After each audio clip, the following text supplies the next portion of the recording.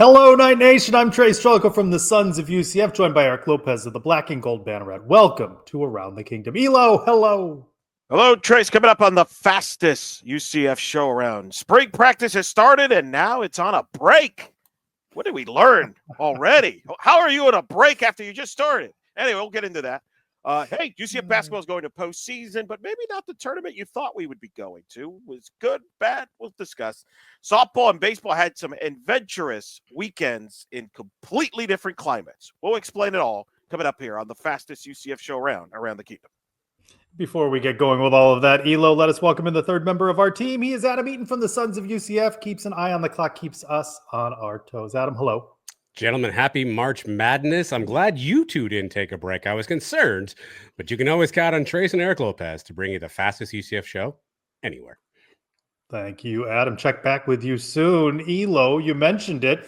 Spring break interrupts spring practice. Night's practice last week, 3 practices. We heard from head coach Scott Frost, as well as offensive coordinator Steve Cooper, defensive coordinator Alex Grinch.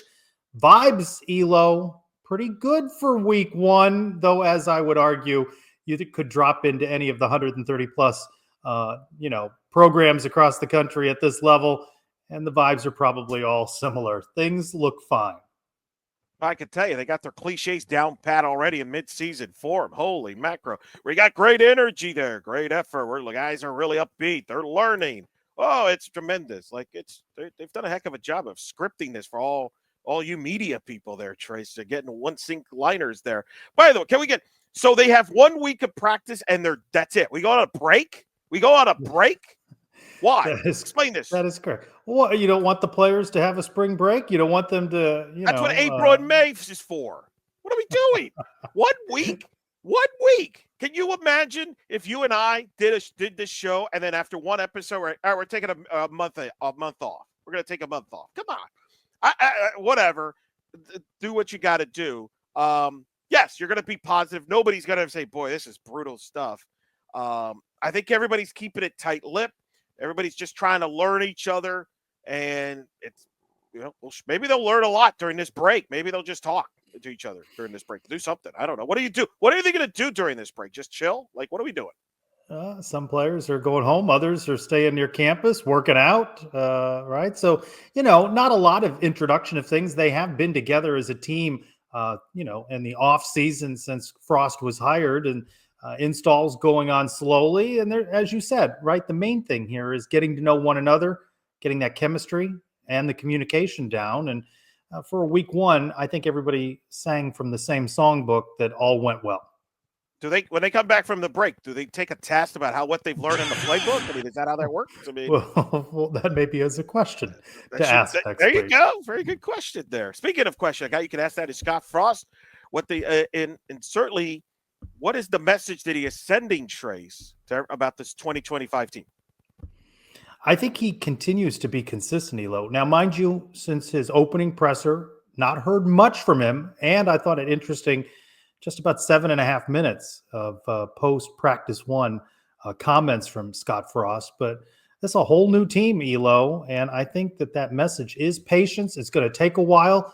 I think you also saw that lighter Scott Frost, which is easy to do in March. He, of course, commenting on palm trees and birds and such that he's enjoyed. He looks lighter out at practice, certainly, but this isn't the grind, right, that will be the fall, and it's what you'd expect from a spring practice. But Scott Frost, I think, sending that message, patience, folks. It's going to take a while. I think that is exactly what he's doing, and he's doing a magnificent job of being consistent with that. He's not going to get overly excited even if he is internally. He's not going to go off in his way to say, wow, look at this team. This is unbelievable. I think he's still figuring out what he has, and I think it's a proper message that he is sending, without question. Also heard from defensive coordinator Alex Grinch, offensive coordinator Steve Cooper. Different personalities, these two, Elo. Steve Cooper, energetic personality, and Alex Grinch, far more cerebral in his approach. Any takeaways from you? I think they were also consistent, and mistakes are being made. These guys are coming together, and patience. I think that's from the top. No doubt. The message is the same. Cooper's a little more cliche. Hey, energy, everybody's great. Energy's good. I feel like that's pretty much what you're going to get there. But yeah, you're right. Grinch is going to give you more. I think. It seems like anyway, Trace. I don't know if you get the sense he's going to let you in on kind of what they're doing defensively, and what's going right and what's going wrong. Because that's the thing I'm curious about is, will these guys, as we get moving forward, will they be open to you and saying what's going right or going wrong, or they're going to be, it's just cliche stuff. I feel like, Rich, we might get stuff out of him. What do you think? Too soon to say, but I have enjoyed talking with both guys during the first week of spring camp. As you might expect, a change of pace from what UCF fans have expected over the last couple of seasons, Elo. You enjoy talking to everybody. That's why you're excited about this. That's why I come on this show every week so we can mix it up. That's great. I tell you, you got to be excited about this. Put more access for UCF football here, right? Well, yeah, Elo. First week, 15, 20 minutes off the top of each of the 3 practices, open to cameras. Now, you're seeing a little bit more than you saw under the Malzahn regime, more than just some stretching. Again, it was basics for week 1.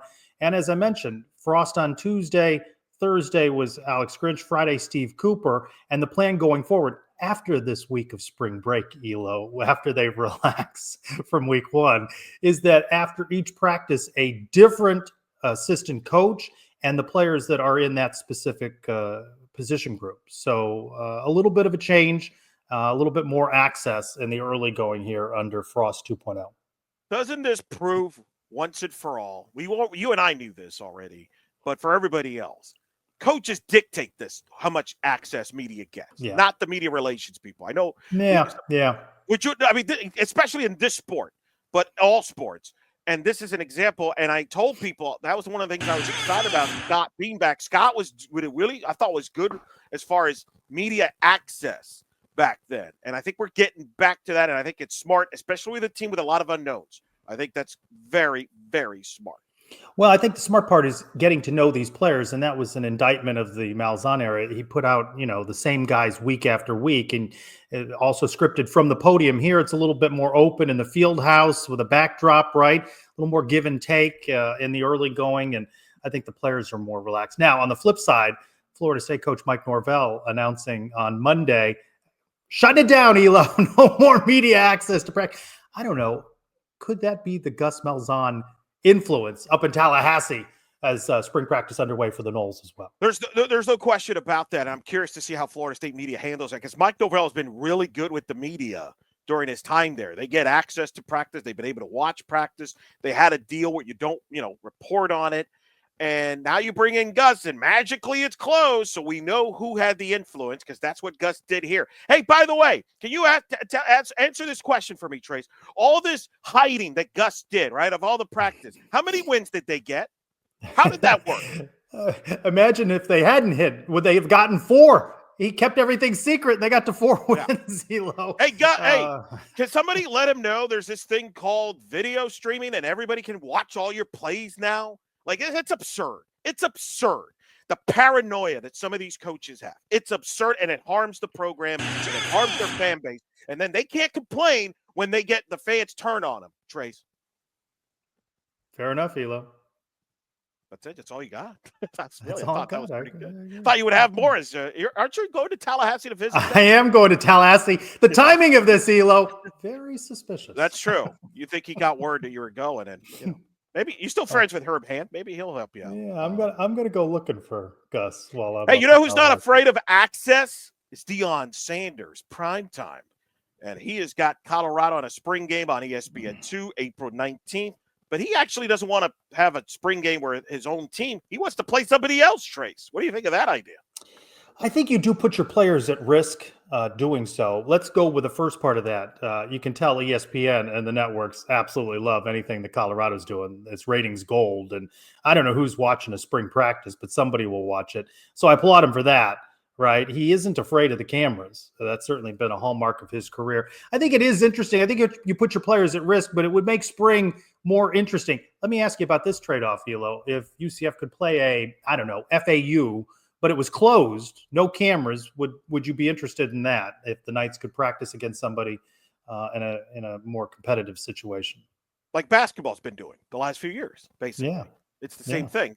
Yeah, listen, the NFL has figured it out. A lot of the teams in the NFL, if you realize, they play against each other in practice. That's actually, and it's turned out now that that's more important than the actual preseason game.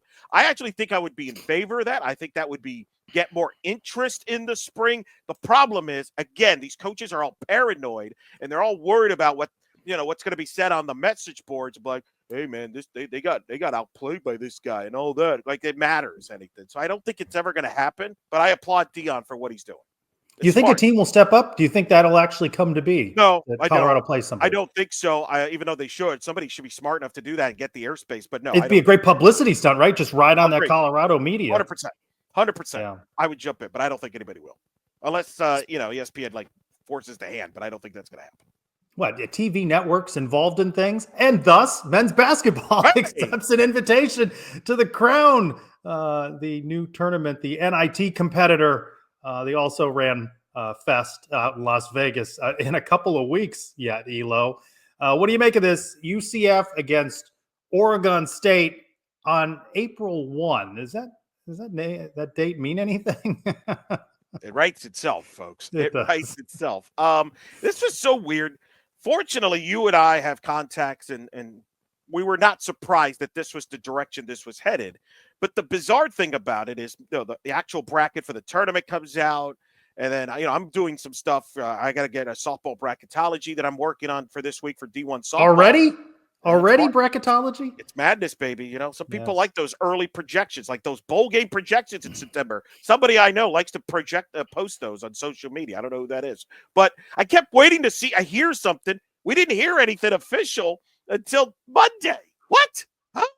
Monday? I don't know what took so long, but UCF in postseason again. There you go. It looks like a competitive field. If the Knights were to beat Oregon State, they'd play the winner of Dayton-Cincinnati, another matchup with Cincinnati. Several Big 12 schools opting for the Crown, Elo.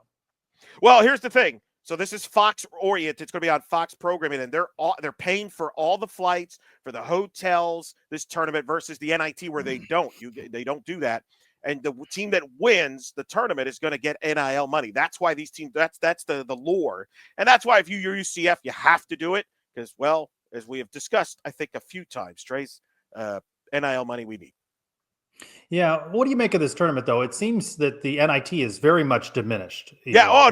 This is money's flying around. Fox is created. Correct. Yeah. You know what this is? In Vegas. So, it's going to be a draw for players. I think it's going to be interesting to see which UCF players might opt out. The portal opens again soon, but Darius Johnson, the senior, featured prominently in the social media post for the tournament. So I imagine he's going to be there. Will Robert be there? Vegas? Hello? That's got his name written all over that. Look, do we need it? No, but this is college athletics, right? What a surprise. Money basically trying to take out tradition because the NIT was tradition, has history. Forget that. Let's go for the money check. And that's where it is in the college athletics. Do we need it? No. But you know what? I also would tell you we don't need 500 bowl games, and yet we have that as well.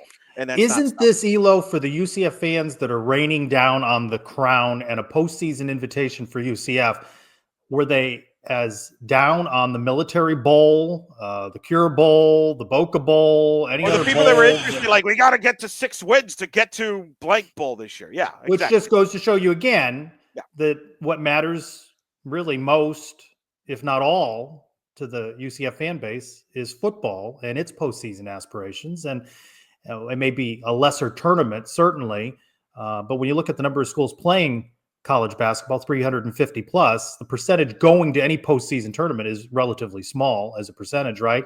Far more schools go to bowl games, right? So, I don't know. Yeah. It is what it is.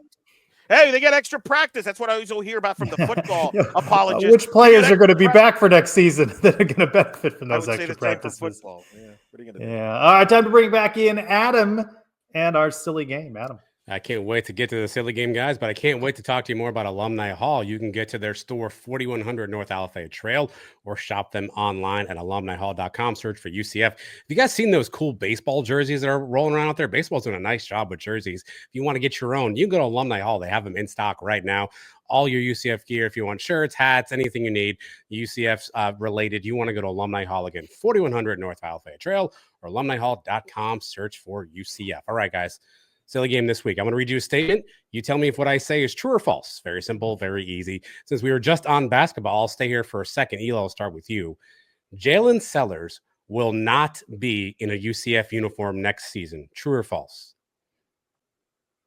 False. I think he will be back. I think he's got another year, and I don't think his value is very high up in the market because of the injury. True. I think we've seen the last of Jalen Whoa! Sellers in the UCF uniform. Yeah, I mean, no insider information there, just speculation. I know Adam likes that. Any chance he plays in the Crown? Either of you? No. Day-to-day still?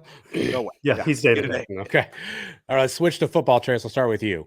UCF football will pick up at least one starter on offense in the spring transfer portal. True or false? Who eventually starts? Yes. In the fall? Yeah, why not? True. Why not? Sure. A wide receiver, maybe. Yeah, I was gonna say, yeah, probably, or a defensive player. Remember, Scott Frost's first go around, they got Mike Hughes right before the fall, and the late right? portal, Summer, fall, right? And that turned out to be big. So yes, I say true. Which side of the ball do you guys think needs more help right now, offense or defense? Yes. Perfect. Last one, I'll call this the Trace Trylko special. Eric, I'll start with you though. Gus Malzahn will be a head college football coach in 2026. True or false? False. Absolute false. In college. True if you include high school. Wow. Does interim in place of the terminated Mike Norvell count at some point? False. I think those days are gone, though. Somebody will be interested, but I'll go false. Why did you name this category after? I don't even know. That's a great question. I have to figure out why I did that. Thank you, Adam. All right, Elo. Let's talk Big 12. 7 bids in the NCAA tournament, and Houston prominent in that, 1 seed, right? So Houston or bust, right? That's your best chances of the Big 12 getting a national championship. It is, but the big story is the snub, West Virginia, there was 111 people that do brackets for college basketball. All 111 had West Virginia in, and they got left out. I don't know if you saw what the governor of West Virginia said. He is threatening to sue the NCAA. Like the state of West Virginia doesn't have more serious issues than whether West Virginia basketball goes to the NCAA. I didn't follow the news. We're going to do. Yeah.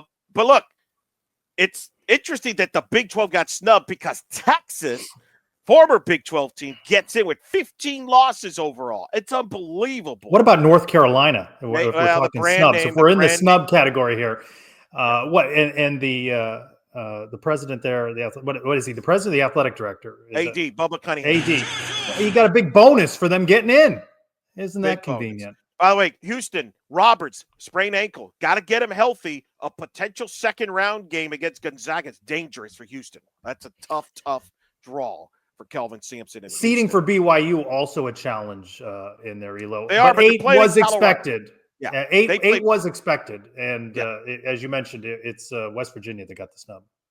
Yeah, no, that's to me that's the big story, the prospects, and I mentioned it. West Virginia getting left out.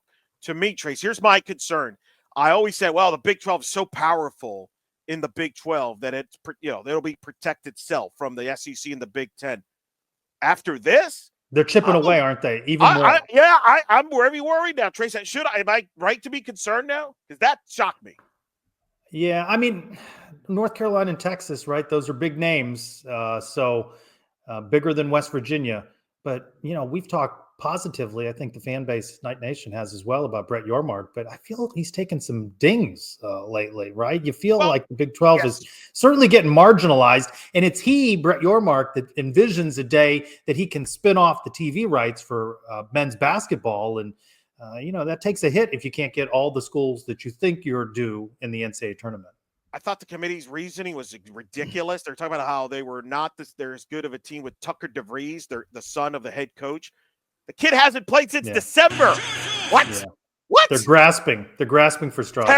Terrible. And I'm definitely now more concerned about the future of the Big 12 as far as being a big piece as compared to the SEC, the Big Ten. It's an SEC Big Ten monopoly that's taking place here. And if you don't think this is going to happen in football, you got another thing coming.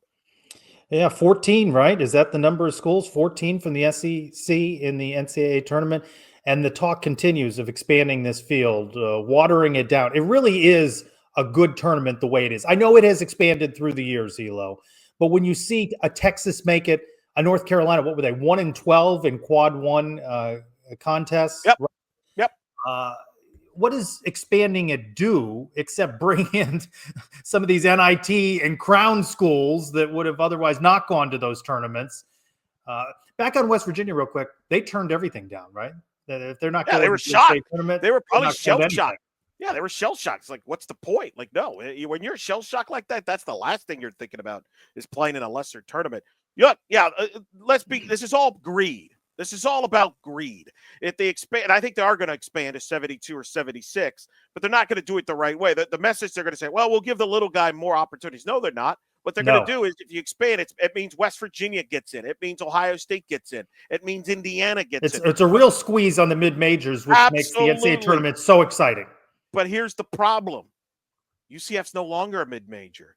You're a power conference. So they benefit. So you absolutely benefit. And where are all the UCF people, you included, Trace, that was campaigning for the little guy years ago? Oh, we'll never turn our back on them. It's real quiet now, isn't it? Well, I never, for the record, I never said I'd never turn my back. You like to remind me of that when I railed against You called them the cartel. Well, yes. Yeah. When UCF was on the outside. But let net on this one, Elo. You accept that UCF is in the crown, and that's fine. Is that the bottom line where we should be just happy there's a postseason berth for UCF? Or do you think, as some do, UCF should have turned this down because I guess they're too good for any postseason? I would have turned down the NIT. Anything that has to do with like where you have even if hosting a game? Yes. Like if UCF was going to, who would have been excited about that? Let me ask you, now, seriously, this is what's kind of unique. The last few years, I think people generally felt pretty good about the season and felt good about, hey, let's go watch these guys again. Do you feel that way about this year? Like, do you really like, oh, I need to see this team play again? I don't know many do. I just think that the TV production values that'll be on Fox, FS1, right, the Vegas, I think it's just like the preseason tournaments, right? UCF played up in West Virginia. I think it's just this at the bookend of the season, and I'm fine with it. But the difference here is you can make some money if you do well in the tournament. Everything's being paid for on your expense. We'll see how long this lasts. So I'm fine with it, but I understand people that are not going to be excited, especially with the long layoff, Trace. By the time this tournament starts, Major League Baseball season would have been underway already with games played. So what you're saying is UCF may start off slow, just like all season long, Elo. Well, we'll see what happens with that. All right, baseball, UCF baseball, one of the most memorable, honest, and I'm being sincere about this, and wildest series, maybe in program history, took place this weekend in Provo, Utah at BYU, where you had a little bit of everything. Snow's delay. You had playing in snow batting practice. UCF coming from behind to win game one, coming from behind in game two to force extra innings, only to blow the lead. Game three. What a wild series. UCF wins 2 out of 3. What was your takeaway, Trace, in this wild back and forth series? You just said it, Elo. UCF got out of Provo, Utah with 2 wins out of 3, and you take it. And all these conspiracy theorists who say that the Big 12 is trying to screw UCF, making them go to Utah. I mean, it was a theme during the broadcast. Baseball out there in snow. Football will be there around Thanksgiving. It's all a conspiracy to deny UCF. All nonsense. What happened? Nobody ever talks about what happens when a Utah comes to play UCF in the heat, or when these schools play at UCF in April, May, and it's 87 degrees out there and humidity pack. And so nobody talks about any of that. You get out of there with 2 wins. That's fine. UCF still not ranked though, Elo. Not yet impressive enough. Yeah. And where's this talk coming from, by the way, about being ranked? The resume doesn't justify it. Not yet. Not with the strength of schedule, Elo. I mean, they're going to have to beat. Yeah. If what they were 14 and 15 in the Big 12 a season ago, get closer to 17, 18, and it all take care of itself. There's enough strength in the Big 12. 100%. Now, no one else is ranked in the Big 12 in any significant poll, and which we've already touched on. If there is a conspiracy theory that you can buy into, it's SEC, Big Ten, and the like. Well, in trying to baseball, it's dominate. the SEC and the ACC that's ACC, dominating the sport. yeah. Can I speak? But you brought up, I agree with everything you said on the field. Can I bring up my biggest takeaway? What a gorgeous facility BYU has. Wouldn't you love to do a game there? Oh, you would my love to do a God, game with there. the scenery in the mountains. What the heck? I didn't know BYU. The heated field, Elo. They Oh, turned on the one of the heated greatest field, and the facilities. snow just melted. Can UCF just move their home games there? Would you not want to go to a game there? That is unbelievable. Props to BYU. And how the heck is it that a school in Utah has better baseball facilities than a team in Florida? How? Well, Elo, Brigham Young University has a lot of money. Come on, a lot of money for facilities. Those ties to a very loyal fan base and the Mormon Church. There's a great deal of money. I will take your word for They it. play softball, right? They play softball. Yeah, They got a nice Natty stadium, Bejarano right? was out there. Is a similar backdrop? I forget. Oh now. yeah, UCF will be there in a few weeks. We'll get to see it there, and we'll probably have the same segment here and say, "My goodness, what They got a heated field for softball too. I think they do. They prepare for everything, man. That's the thing that's taken me away a lot. I mean, man, we got a lot. Fans don't understand that, but we're playing catch up, and it's nobody's fault except I would blame past administrators that did not see a vision back in the day. With what money, though? Again, Elo, with what money were they going to divert into facilities? What do you think? What do you think? BYU was born on money? Yes. No way. They invested in it. They invested in other sports. I think you got, at some point you got to find ways to make money. Baseball, right, by the way, at Stetson, another beautiful facility. Yeah, it is a nice facility. So you don't have to be a power conference to have a beautiful facility. And then Houston comes to town. Alumni weekend. It's going to be a cool weekend for baseball there. Let's talk softball, Elo, before our time runs out. I think the Gaines made 2 out of 3 at Arizona. They frittered away at home, dropping 2 out of 3 to Arizona State. What happened to the defense on Sunday? Yeah, that's what Coach Paul Malone is wondering, too. She was not Well, the interview with her mid-game, she was not happy. Nope. She was very short in her answers. Very short post-game. Yeah, she likes me. So how long was post-game? How long was not post-game? much longer. She was ticked off, and rightfully so. Look, they didn't play clean. That's some of the youth there. The other thing I do have to mention, Sierra Humphreys was out with an undisclosed injury. It's expected that she'll be back possibly for Iowa State, I think. But that they missed her. They absolutely missed her. And that's the thing about this team is there's not a lot of room for error. And I thought they missed her bat. They missed her defense, kind of that energy that she brings. And listen, Arizona State has one of the best pitchers in the country in Kenzie Brown. They're very talented, too. I mean, it's not embarrassing to drop games to Arizona State. They're a quality team. Correct. But you want to protect the Plex, and you just got to win series. And again, you go to Arizona. You think there was a little hangover there? No, Arizona? I don't know. The bats were quiet at Florida. The bats were quiet in the opener on Friday. I think there's definitely ups and downs with this offense right now that they're certainly not finding the consistency. And I think Coach Paul Malone, you've pretty much have done a good job explaining how Coach Paul Malone feels. Everything you've said is pretty much what she would tell you. And that's why she was very frustrated because it's one thing you get beat, but the other thing is when you're helping the other team get beat yourself. Here. Game of margins, you can't have errors. I will say this. If you would have asked me in January, would I have taken 3-3 start in the Big 12, going to Arizona and hosting Arizona State, who, by the way, 26 in the RPI, UCF's 25 in the RPI.